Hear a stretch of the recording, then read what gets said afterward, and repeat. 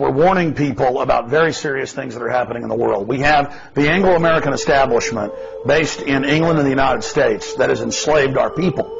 And they are using our wealth, our military, our name to carry out this globalist empire, this unipolar world, instead of having a multipolar world. And in the PNAC documents, Dick Cheney, the Vice President and others called for a new world order or a global government controlled by the United States and England, but at the expense of the American people. This is an engineered implosion, and now out of it, the Anglo-American establishment based in London, D.C., and New York has announced what we said years ago they would announce. They need a global consortium run by central banks worldwide who then set the price of currencies, or a global currency worldwide, giving them total control. So they engineer the crisis, they create the problem, regardless of whether it was on purpose or not. We know it was. But regardless, they create the crisis, and then they come in and offer the solution, which is giving them unlimited capital, unlimited control, unlimited power over world markets to now create a tripolar, a global currency regulated and controlled by them.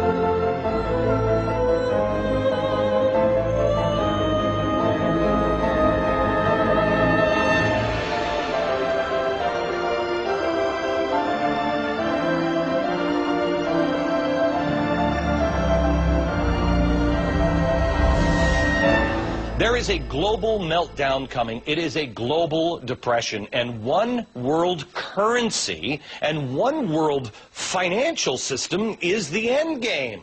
China said last week they want one global currency. France said yesterday or the day before that they want one world order, a new world order, at the end of this event. Good evening, everybody. President Obama and British Prime Minister Gordon today calling for a new world order to tackle our global economic crisis. President Obama said globalization can be an enormous force for good. Prime Minister Brown again pushing for what he calls a global New Deal paid for by the United States. F.A. Hayek won the Nobel Prize in 1974 for basically saying that if you have a central bank like the Fed that's established by the government, has all these government-granted monopoly privileges, and it forces interest rates below the level that the free market would have set them, it sets the economy on an unsustainable boom. It sets investors out on investment trajectories that cannot be completed. There aren't enough resources to complete them. And so he predicted that there would be inevitably a bust, and a lot of these economists predicted that, of course, the bust would then be blamed on capitalism, as if it's the free market's fault that the government's crummy central bank forces interest rates below where the market would have set them. If we let the market set interest rates, you don't have these crazy asset bubbles. Meanwhile, we've had the Federal Reserve both in the 20s and today inflating these crazy bubbles, and now we've had probably the biggest asset bubble in world history, and they're all claiming they have no idea what caused it. I mean, talk about blockheads.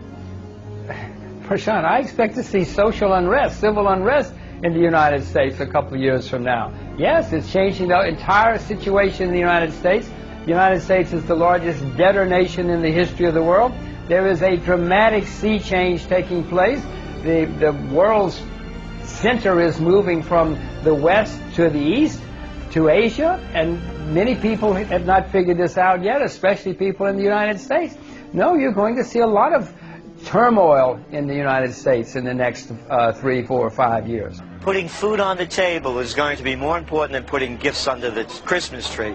We're going to go into the worst depression since worse than the Great Depression. Wow. Federal Reserve is no more federal than Federal Express, but yet it has the power to determine the direction of use of money in our economy. If we could take that power back and put the Federal Reserve under Treasury, we start to be in a position of being able to control monetary policy on behalf of the United States people.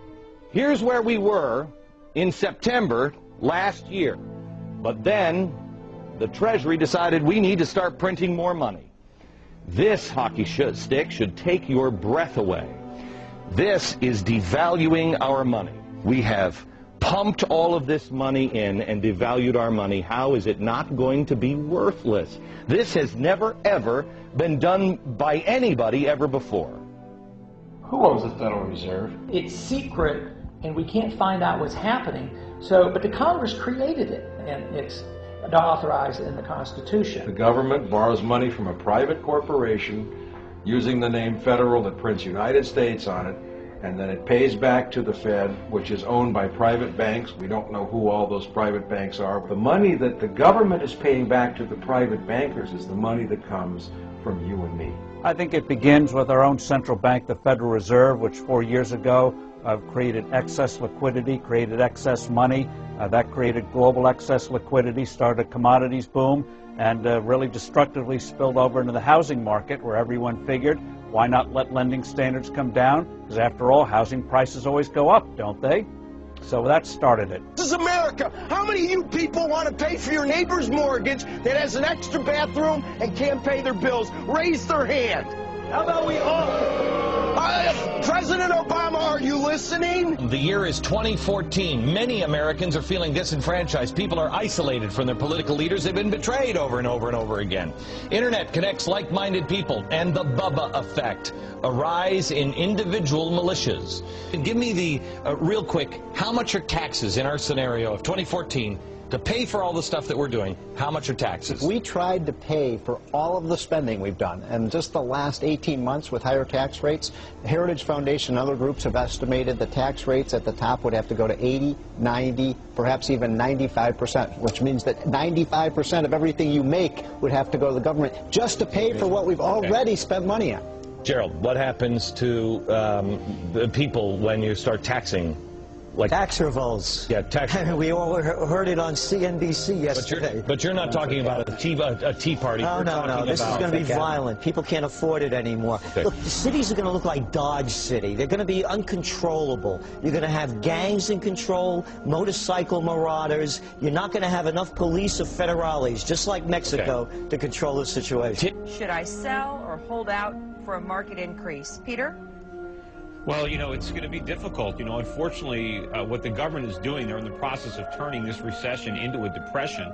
It's going to last for a long time, and unfortunately, the bear market in stocks, which has been going on since 2000, is going to continue for many, many years. But what she has to understand is that the bear market in the bonds, which hasn't even begun yet, is likely to be even worse over time. So I think in the long run, Americans are going to lose even more money in bonds and in cash than they will in stocks. So I think that she doesn't want to leave stocks, but I think she should look internationally.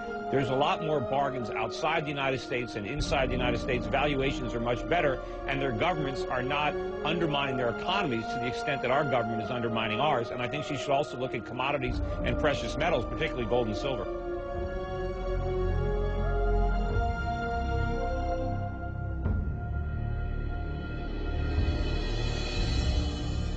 Tea Party protests are erupting across the country.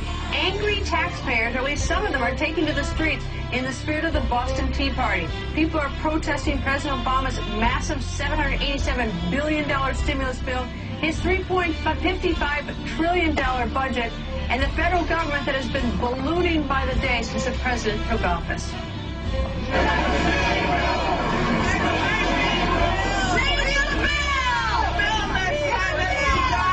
I don't believe it's responsible of the president to vote for, to sign bills that have not been read by Congress.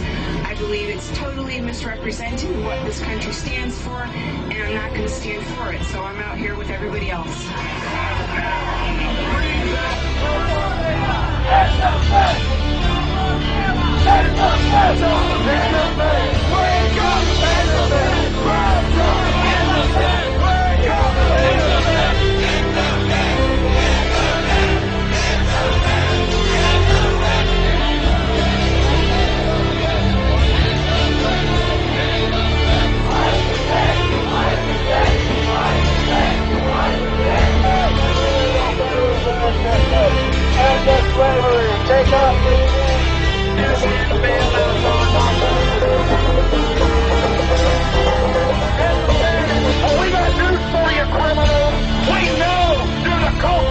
And we've got a megaphone nationwide, and we're not going to take it by a day!